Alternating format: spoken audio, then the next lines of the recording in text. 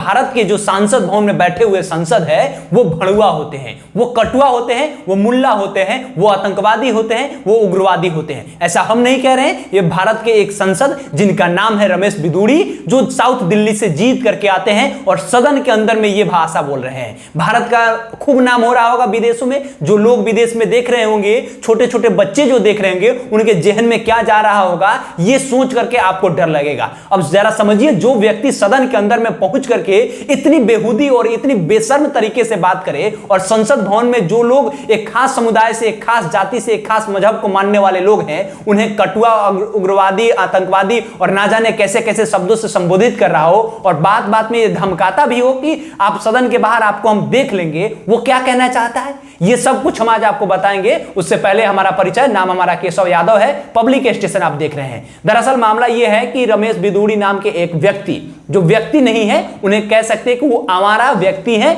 अगर भारत को वो अपना माता मानते हैं, इंडिया को अपना माता मानते हैं, तो इंडिया के छवि को अगर अच्छा रखना चाहते हैं, भारत के छवि को वो अच्छा रखना चाहते हैं, तो सदन के अंदर में इस तरह की बेहुदी और बेतुकी बातें नहीं करते।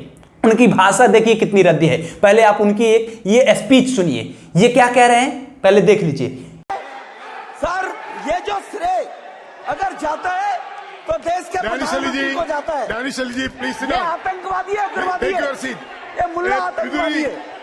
बिदूड़ी जी सर, तो आपने देखा ये साफ तौर पे क्या कह रहे हैं, ये कह रहे हैं कि ये कटुआ, मुल्ला, आतंकवादी, उग्रवादी और ना जाने कैसे कैसे शब्द हम तो कह भी नहीं सकते हैं। एक ऐसा शब्द है जिसको हम कहना उचित नहीं समझते हैं, क्योंकि हमारी भी एक मान्यता है, हमारा भी एक नापतोल है कि हम किस शब्द तक जा सकते हैं। ये इतनी नीचे तक गिर जाते हैं और ऐसी ऐसी भाषा का इस्तेमाल कर रहे हैं। ये क्यों कर रहे हैं? क्योंकि उन्हें पता है कि उनका वोट मांगने के लिए कोई और व्यक्ति नहीं, देश के प्रधानमंत्री उन्हें वोट मांगने जाते हैं। उन्हें जिताने के लिए, उन्हें सदन में पहुंचाने के लिए प्रधानमंत्री जाते हैं, उन्हें सदन में पहुंचाने के लिए जेपी नड्डा जाते हैं, उन्हें सदन में पहुंचाने के लिए अमित शाह जाते हैं, उन्हें सदन में पहुंचाने के लिए देश के बड़े बड़े नेता राजनाथ सिंह जाते हैं। और ऐसे लोगों को सदन में जिता करके पहुंचाते हैं जो भारत के कानून व्यवस्था को बनाने में उनकी पहली भूमिका होती है। वे लोग सदन के अंदर में है, इनकी मानसिकता कितनी गिरी हुई है। आप इस भाषा से समझिए कि जो व्यक्ति अचानक से तो नहीं बोल सकता है। अगर मान लीजिए पहले का भड़ास भी होगा, उस व्यक्ति से, दानिश अली से अगर पहले का भड़ास भी होगा तो ठीक है, आप बोलते, लेकिन इतना नीचे, इतने रद्दी भाषा का आप इस्तेमाल सदन के अंदर में कर रहे हैं, और बात बात में ये धमकी भी दे रहे हैं कि आप सदन के बाहर निकलिए, आपको हम देख लेंगे। ये कहां तक सही है? आप जरा समझिए, हम आपको बता रहे हैं इसका कारण क्या है। क्योंकि इसका कारण बस एक है कि भारतीय जनता पार्टी के अंदर में अगर आप राजनीति करना चाहते हैं और आपका टिकट कटने वाला है, तो आपको कुछ ऐसा काम करना होगा जिसकी वजह से भारतीय जनता पार्टी के नजर में आप बने रहेंगे। इनके ऊपर में कार्रवाई नहीं होगा, ये लिख करके ले लीजिए, इनके ऊपर में कार्रवाई नहीं होगा। बहुत बड़े बड़े नेता जो भारतीय जनता पार्टी के हैं वो एकदम चुप थे। इससे पहले जो रहे हर्षवर्धन जी, वो वहां पे मुस्कुरा रहे हैं। जब इनकी भाषा इतनी रद्दी होती है तो ये मुस्कुरा रहे हैं। सदन के अंदर में जब इतनी बेहुदी तरीके से, इतनी बेशर्म तरीके से भाषा का इस्तेमाल ये रमेश जी कर रहे हैं, तो ये मुस्कुरा रहे हैं। यहां बिहार के एक नेता है, ये भी मुस्कुरा रहे हैं, रविशंकर शास्त्री, ये मुस्कुरा रहे हैं। ये कितनी बेशर्म की बात है। जेपी नड्डा इनके ऊपर में कहे हैं कि हम इनसे शो कॉज ले रहे हैं, इनसे पूछताछ करेंगे, आखिर में इन्होंने इतनी रद्दी भाषा का क्यों इस्तेमाल किया।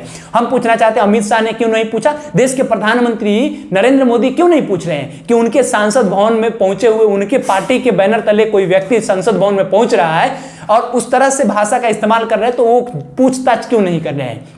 साथ ही साथ हम पूछना चाहते हैं कि आखिर में ये लोग, जिन्हें लोग चुन करके भेजता है, आखिर किस बिहाफ पे इन्हें चुन करके भेजा जाता है। ये जाकर के भारत का विकास करेंगे जिनकी मानसिकता इतनी गंदी हो। अगर ये अपने भारत माता को माता मानते हैं तो भारत की छवि तो इंटरनेशनली कितनी खराब होगी।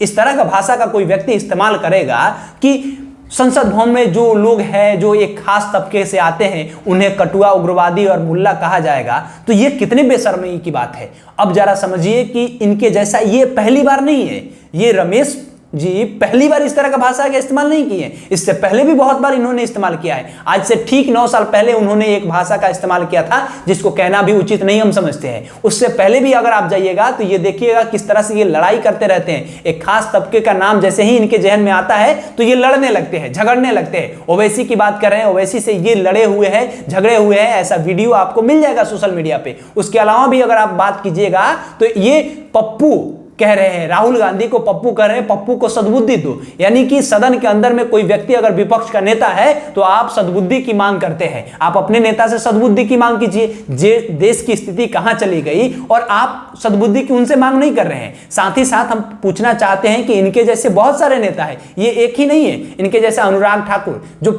IT मिनिस्टर है, उन्होंने भी कहा था देश के गद्दारों को, और उसके बाद डॉट डॉट डॉट हम कहना नहीं चाहते हैं, वो कहना भी उचित नहीं समझते हैं, वो कह देते हैं और वो लोग को ऊपर कोई कार्रवाई नहीं होता है। साथ ही साथ अगर बात करें तो बिहार से भी बहुत सारे नेता हैं। अभी हाल ही में आपने देखा होगा कि गिरिराज सिंह का नाम आपने सुना होगा, जो बहुत मार्जिन से चुनाव जीत करके जाते हैं। वो भी कह देते हैं कि जो यहां का खाता है और विदेश का गुण गाता है उसे पाकिस्तान भेज देना चाहिए। वो एक खास टारगेटेड, मतलब एक खास तबके को, एक खास समाज के लोगों को टारगेट करते हैं लोग। आखिर क्यों ऐसा होता है? जैसे जैसे चुनाव आता है वैसे वैसे इनकी बोल क्यों बिगड़ने लगती है? ये सब सोचने वाली विषय है। और ऐसे लोग जो संसद भवन में बैठे हुए हैं, इन लोग के ऊपर में कार्रवाई होना चाहिए। आपने देखा होगा कि आम आदमी पार्टी के नेता ने जहां एक बस इतना बात बोल दिया कि असंवैधानिक हो गया। उन्होंने क्या बोला था? प्रधानमंत्री जुमलेबाज है, जुमला शब्द को बैन कर दिया गया। उन्होंने बहुत नॉर्मल सी बातें बोला था, उन लोगों को सदन से बाहर कर दिया गया, डिस्क्वालीफाई कर दिया गया। पूछना चाहते हैं कि आखिर में इनको क्यों नहीं डिस्क्वालीफाई किया जा रहा है? इनकी सदस्यता क्यों नहीं रद्द होती है? प्रधानमंत्री नरेंद्र मोदी के या मोदी सरनेम को लेकर के अगर राहुल गांधी कुछ कह देते हैं तो पूरा उनको 2.5 साल 2 साल का सजा हो जाता है। और उसके बाद में फिर जब सुप्रीम कोर्ट जाया जाता है तब वहां पे उनको फिर बेल मिलता है और उनकी सदस्यता बहाल होती है। आखिर में ये लोग जो इतनी बेशर्मी की बात करते हैं, इतना बेतुकी बातें करते हैं, इन लोग की सदस्यता क्यों नहीं रद्द होती है? ये सवाल कहीं ना कहीं लोकतंत्र पे है और लोकतंत्र के खतरा पर है। इस तरह की भाषा का इस्तेमाल करने वाले लोग को सदन से कान पकड़ करके बाहर फेंक देना चाहिए। ना ये जीवन में रहना चाहिए और ना ये भारत में रहना चाहिए। ऐसे लोग को पाकिस्तान भेजना चाहिए। ऐसे लोग भारत में रहने लायक नहीं है, जो संसद भवन में बैठ करके और भारत के जो एक अच्छी खासी आबादी कहा जाए तो जो मुसलमानों की आबादी है, उन सभी किसी के ऊपर में कह रहे हैं कि ये उग्रवादी है, ये आतंकवादी है। तो इन लोगों को कान पकड़ के फेंकना चाहिए। आप लोग की क्या प्रतिक्रिया है? आप लोग भी अपनी प्रतिक्रिया दीजिएगा। साथ ही साथ जिस पार्टी के नेताओं के बारे में कहे हैं, उस पार्टी के बड़े आला कमान भी प्रेस कॉन्फ्रेंस नहीं कर रहे हैं। उन्हें भी प्रेस कॉन्फ्रेंस करना चाहिए और उन्हें स्पेशल जाकर के कम से कम प्रधानमंत्री नरेंद्र मोदी से मिलना चाहिए कि आप अपने सांसद को समझा दीजिए, इस तरह के बेतुकी बेहूदी बातें नहीं करें। अगर इस तरह से करते रहेंगे तो आने वाले समय में देश की एकता अखंडता में भंग होगा और आने वाले समय में देश की स्थिति इतनी अच्छी नहीं रहेगी जो आप आज के समय में सोच रहे हैं। इस तरह की भाषा का इस्तेमाल किसी भी सांसद भवन में बैठे हुए व्यक्ति के लिए नहीं है या सड़क पर चलते हुए व्यक्ति का नहीं है। यह सब कुछ 2014 के बाद से हो रहा है। आप सब बताइएगा, क्या यह 2014 के बाद से बढ़ते जा रहा है या नहीं जा रहा है? कमेंट सेक्शन में लिखिएगा। हमारा नाम केशव यादव है, पब्लिक स्टेशन आप देख रहे थे। बहुत बहुत धन्यवाद।